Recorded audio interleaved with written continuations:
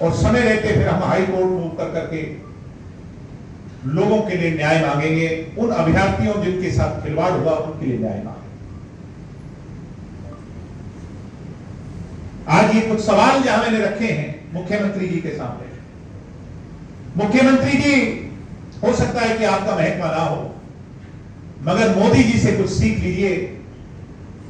इतने बड़े आंदोलन के बाद, बच्चों को बच्चियों को पीटने के बाद, लाठियां चलाने के बाद मोदी जी का जो दिल पसीजा है, क्या हरियाणा में आप भी ऐसा ही आलम पैदा करना चाहते हैं? मजबूर करना चाहते हैं लाखों अभ्यर्थियों को सड़कों पर उतरने के लिए कि आप उन पर लाठी चलाएं, डंडे चलाएं, आंसू गैस के गोले चलाएं, पिलेट्स गन चलाएं और तब जाकर उनके साथ न्याय हो? या आप समय रहते इस पर न्याय करेंगे, जवाब मांगेंगे, अकाउंटेबिलिटी मांगेंगे, शिक्षा मंत्री का इस्तीफा मांगेंगे, शिक्षा व्यवस्था को बदलने का काम करेंगे? तो मुख्यमंत्री जी, आज जो हमारा जनता का सवाल है आपके कटघरे पे हमने डाल दिया। उम्मीद करता हूं कि समय रहते आप इसका जवाब देंगे, अन्यथा हम अदालत में जाकर इसके लिए न्याय मांगने का काम करेंगे।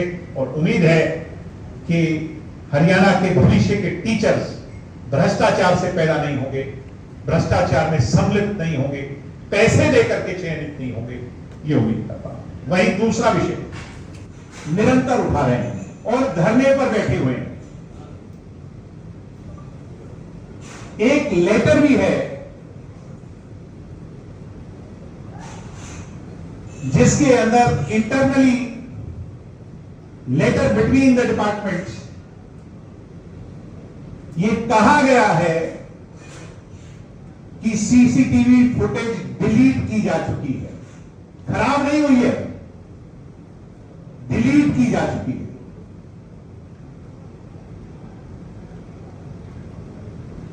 हाई कोर्ट का आदेश है कि ओएमआर शीट्स को प्रिजर्व किया जाए, लेकिन जब ये पिछले दिनों हमने शोर मचाया था तो कुछ ट्रक्स बुलाए गए थे। ये ऑन रिकॉर्ड है हरियाणा शिक्षा बोर्ड के गेट पास से जहां जारी होता है। आधी रात को 4 से 5 की संख्या में ट्रक बुलाए गए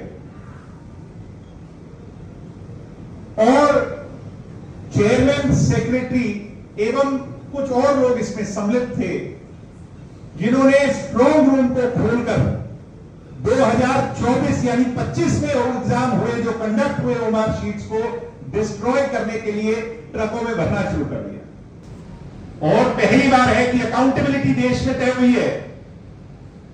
अगर हरियाणा में, देश में नीट पेपर लीक पर शिक्षा मंत्री जिम्मेवार है, तो इस बड़े घोटाले में, इन अनियमितताओं में कौन जिम्मेवार होगा?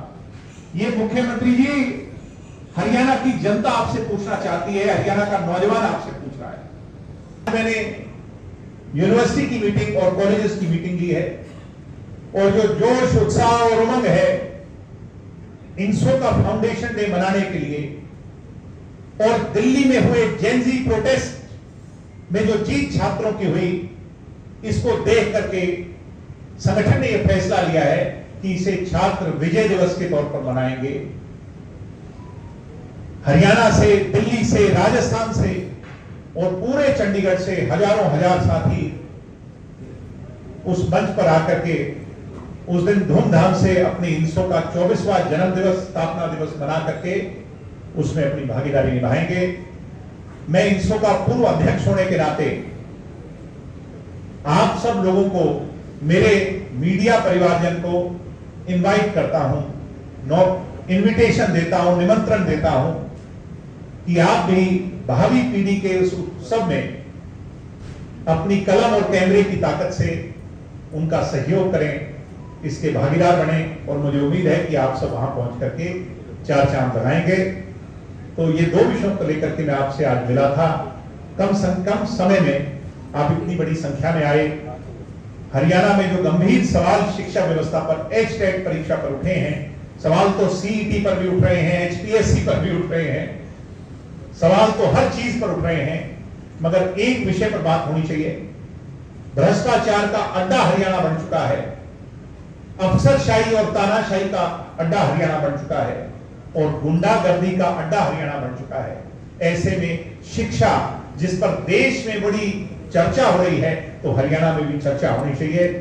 मुख्यमंत्री जी, अब ये युवा आने वाली पीढ़ी शांत नहीं बैठेगी बल्कि सवाल उठाएगी। धन्यवाद। जय हिंद।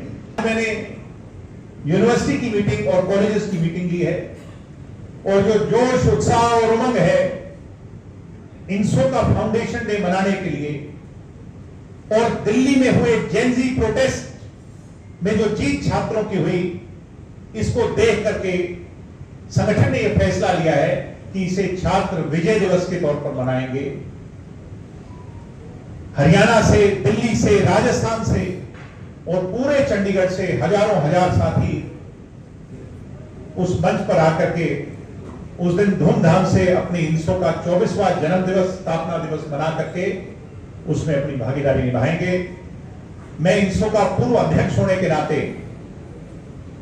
आप सब लोगों को, मेरे मीडिया परिवारजन को इनवाइट करता हूं, इनविटेशन देता हूं, निमंत्रण देता हूं कि आप भी भावी पीढ़ी के उस उत्सव में अपनी कलम और कैमरे की ताकत से उनका सहयोग करें, इसके भागीदार बने और मुझे उम्मीद है कि आप सब वहां पहुंच करके चार चांद लगाएंगे। तो ये दो विषयों को लेकर के मैं आपसे आज मिला था। कम समय में आप इतनी बड़ी संख्या में आए। हरियाणा में जो गंभीर सवाल शिक्षा व्यवस्था पर, एचटेट परीक्षा पर उठे हैं, सवाल तो सीईटी पर भी उठ रहे हैं, एचपीएससी पर भी उठ रहे हैं, सवाल तो हर चीज पर उठ रहे हैं, मगर एक विषय पर बात होनी चाहिए। भ्रष्टाचार का अड्डा हरियाणा बन चुका है, अफसरशाही और तानाशाही का अड्डा हरियाणा बन चुका है और गुंडागर्दी का अड्डा हरियाणा बन चुका है। ऐसे में शिक्षा, जिस पर देश में बड़ी चर्चा हो रही है, तो हरियाणा में भी चर्चा होनी चाहिए। मुख्यमंत्री जी, अब ये युवा आने वाली पीढ़ी शांत नहीं बैठेगी बल्कि सवाल उठाएगी। धन्यवाद। जय हिंद। उस प्लेटफॉर्म पर खड़े होकर के ना जाने कितने बच्चों ने लीडरशिप क्वालिटी पाई है अपने जीवन। बात सिर्फ राजनीति की नहीं हो रही। मैं ऐसे बहुत से लोगों को जानता हूं जो इस संस्थान के अंदर फलीभूत होकर के, ग्रेजुएट होकर के बड़े बड़े ओहदों तक पहुंचे। मुझे कहते हुए गर्व होता है, इंसो से जुड़ करके जिन्होंने राष्ट्रवाद की भावना पाई है, उन्होंने आज बड़े बड़े ओहदे पाए हैं। कोई जुडिशरी में बहुत बड़े ओहदे पर है, कोई मेडिकल लाइन में बहुत बड़े ओहदे पर है, कोई इंजीनियरिंग में बहुत बड़े ओहदे पर है। और मुझे इस बात को कहते हुए भी खुशी होती है कि कोई समाज सेवा में बहुत अग्रणी है, कोई राजनीति में बहुत अग्रणी है। इंसो इज ऑन गोइंग प्रोसेस, जिससे जुड़ करके कितने ही साथियों ने शिक्षा के साथ साथ समाज सेवा, यानी चाहे पौधारोपण की बात हो, रक्तदान की बात हो, चाहे फीमेल फेटिसाइड पर बड़े आंदोलन छेड़ने की बात हो, नेत्रदान की बात हो, जिसका Guinness book of world record आज भी इंसो के नाम है, ऐसे बहुत से कारनामे कर करके दिखाए।